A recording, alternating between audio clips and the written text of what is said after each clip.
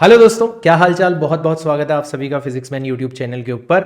आज के इस एपिसोड के अंदर हम लोग बात करेंगे एक ऐसे हथियार के बारे में जो कि आपको एक स्केलर क्वांटिटी की मदद से एक वेक्टर क्वांटिटी फाइंड आउट करना सिखा सकता है। हम बात करेंगे पोटेंशियल गिवन हो तो फील्ड कैसे फाइंड आउट किया जाए। बट उसको जानने से पहले मैं ये जानना चाहता हूं कि क्या तुम्हें पता है कि फील्ड अगर गिवन हो तो पोटेंशियल कैसे निकाला जाता है। ये तो तुम्हें पता होना चाहिए यार। मैंने बताया था कि आपका जो चेंज इन पोटेंशियल होता है, मतलब final potential minus initial potential, कोई भी दो पॉइंट्स के पोटेंशियल का अगर आप डिफरेंस फाइंड आउट करना चाहते हो तो आपको बस ये देखना है कि वहां पर कितनी इलेक्ट्रिक फील्ड एग्जिस्ट करती है। ठीक है, जिस भी डायरेक्शन में आप जा रहे हो तो dr वेक्टर ले लेना, दोनों का डॉट प्रोडक्ट करना और इसका कर देना आप इंटीग्रेशन। अगर इलेक्ट्रिक फील्ड वेरिएबल है तो, अगर इलेक्ट्रिक फील्ड कांस्टेंट है तो आप डायरेक्ट भी डॉट प्रोडक्ट कर सकते हो। तो क्योंकि यहां पर इंटीग्रेशन यूज हो रहा है तो हमें यह तो हिंट मिल गया कि भाई साहब अगर इलेक्ट्रिक फील्ड से पोटेंशियल निकाल रहे हैं तो इंटीग्रेशन यूज कर रहे हैं। तो उल्टा काम करेंगे तो क्या करना पड़ेगा, हमें डिफरेंशिएशन करना पड़ेगा। मतलब पोटेंशियल से इलेक्ट्रिक फील्ड फाइंड आउट करने के लिए हम लोग करेंगे डिफरेंशिएशन। बट प्रॉब्लम इतनी सीधी नहीं है, क्योंकि यहां पर हम लोग एक स्केलर क्वांटिटी को यूज करके एक वेक्टर क्वांटिटी फाइंड आउट कर रहे हैं। वेक्टर क्वांटिटी के दो हिस्से होते हैं, उसका मैग्नीट्यूड एज वेल एज उसकी डायरेक्शन।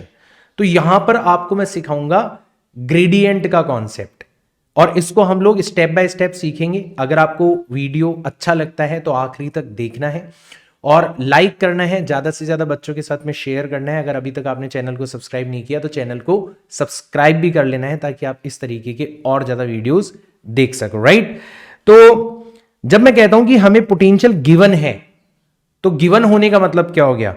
जैसे हमें पोटेंशियल गिवन हो सकता है इस तरीके से कि V is given as 343 divided by R। तो तुम किसी भी पोजीशन वेक्टर के ऊपर पोटेंशियल फाइंड आउट कर सकते हो। जैसे मान लो मैंने आपको दिया कि R is nothing but 2i cap plus 3j cap and minus 6k cap.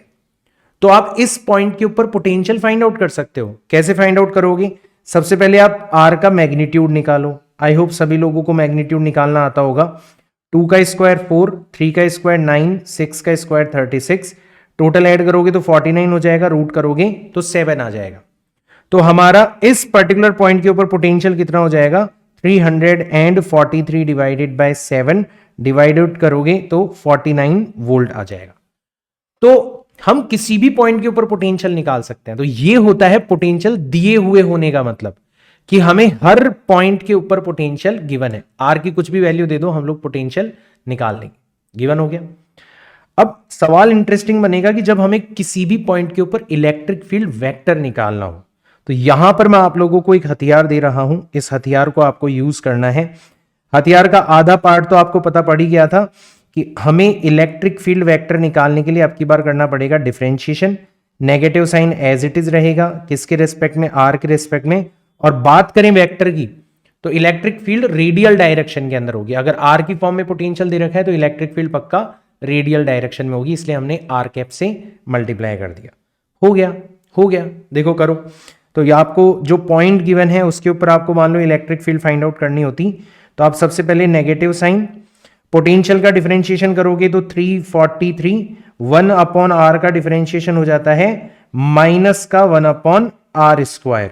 तो ये हो गया हमारा डिफरेंशिएशन, और इसको हमने कर दिया किससे मल्टीप्लाई, आर कैप से।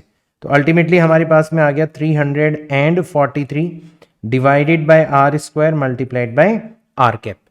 तो जिस भी पॉइंट के ऊपर हमें इलेक्ट्रिक फील्ड फाइंड आउट करनी है, अब बस उसकी डिटेल्स हमें डालनी है। तो जैसे हमें आर वेक्टर पता है, आर का मैग्नीट्यूड पता है, ठीक है, तो हम आर कैप भी फाइंड आउट कर सकते हैं। तो 343 मैग्नीट्यूड है 7 का स्क्वायर करेंगे तो 49 हो जाएगा।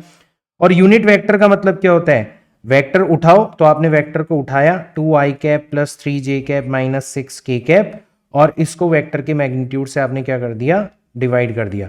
अब ये 7 इंटू 49 जो है ना, ये 343 के इक्वल होंगे, काट देंगे तो आपका फाइनल आंसर आएगा 2i cap plus 3j cap minus 6k cap. इतना न्यूटन पर कूलम आपकी इलेक्ट्रिक फील्ड होगी। तो देखो आपने डायरेक्ट इलेक्ट्रिक फील्ड को वेक्टर फॉर्म के अंदर आंसर कर दिया है। बहुत इंटरेस्टिंग है। अच्छा, ये तो हो गया इसका सिंपल वर्जन कि हमारी फील्ड जो थी वो रेडियल थी, हमें सिंपली डिफरेंशिएशन करना है, नेगेटिव साइन लगाना है, आर कैप से मल्टीप्लाई करना है, इलेक्ट्रिक फील्ड मिल जाएगी। एक और तरीके से आपको पोटेंशियल गिवन हो सकता है, and this will become your case number 2। तो इसमें आपको पोटेंशियल कैसे गिवन होगा? इसमें आपको पोटेंशियल गिवन होगा as a function of x, y, z। मतलब हमें अब की बार जो भी पॉइंट है उसके कोऑर्डिनेट्स की फॉर्म में पोटेंशियल गिवन होगा।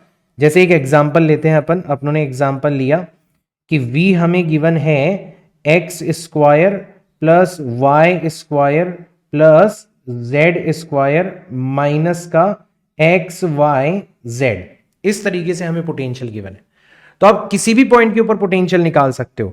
मान लो मैंने कहा कि एट 1,0,1 के ऊपर आप पोटेंशियल निकालो, तो आप बड़ी आसानी से निकाल लोगे।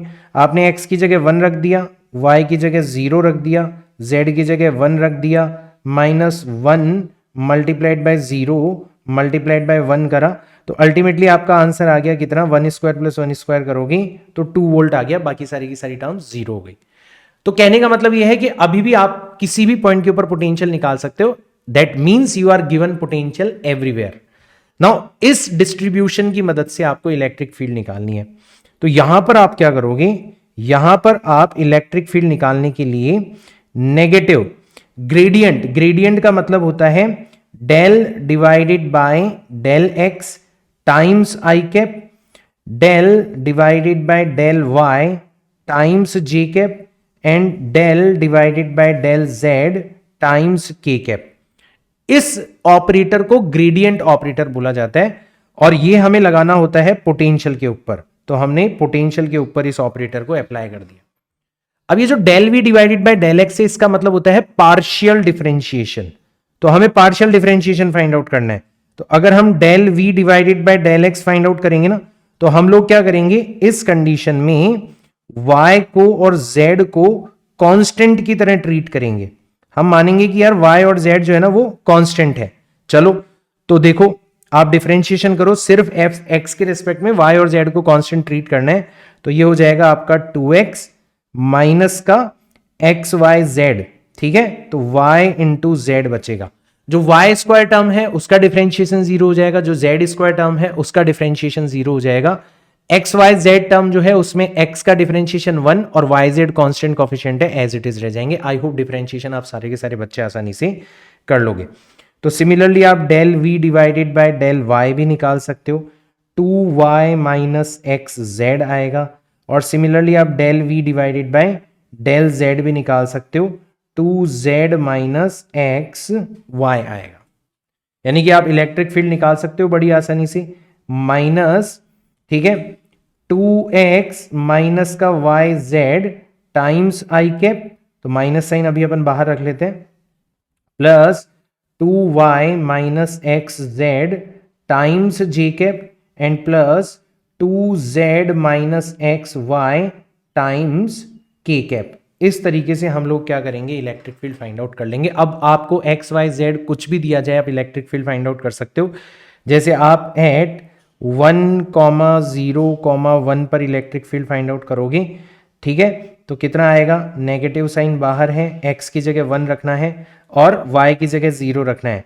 तो यहां पर बचेगा 2 टाइम्स आई कैप, x की जगह रखा 1, y की जगह रखा 0, तो y z 0 हो गया, ठीक है। फिर y की जगह रखा 0, x और z दोनों 1 है, तो ये हो जाएगा आपका माइनस का j कैप, और z की जगह रखा 1, y की जगह 0 रखेंगे तो ये प्लस ट्वाइस k कैप आ जाएगा। तो इलेक्ट्रिक फील्ड आ जाएगी हमारी माइनस का 2i cap plus j cap and minus का 2k कैप। इतने न्यूटन पर कूलम हमारी इलेक्ट्रिक फील्ड होगी।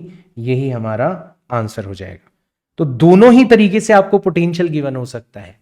अगर आपको r की फॉर्म में गिवन हो तो डायरेक्ट डिफरेंशिएशन करना है, और अगर आपको एक्स वाई जेड की फॉर्म में गिवन हो तो आपको ग्रेडियंट यानी कि पार्शियल डिफरेंशिएशन फाइंड आउट करना है, और फिर हमारा ये वाला हथियार अप्लाई करना है। तो मुझे कमेंट्स के अंदर जरूर बताना कि आपको आज का ये हथियार कैसा लगा। क्या आपको इस हथियार के बारे में पहले से पता था, और अगर नहीं पता था तो पहली बार पढ़ने पर आपको क्या हथियार समझ में आया या नहीं आया। मैं मिलता हूं नेक्स्ट एपिसोड के अंदर। Till then tata bye bye, see you all.